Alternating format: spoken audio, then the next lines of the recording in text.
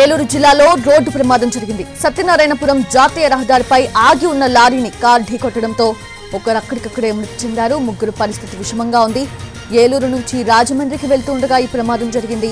గతంలో ఇదే ప్రాంతంలో ఆగి ఉన్న లారీని కార్ ఢీకొట్టడంతో ముగ్గురు ప్రాణాలు కోల్పోయారు. హైవేలపై ఇష్టానుసారంగా పార్కింగ్ చేసిన పోలీసులు పట్టించుకోవడం లేదంటున్నారు స్థానికులు.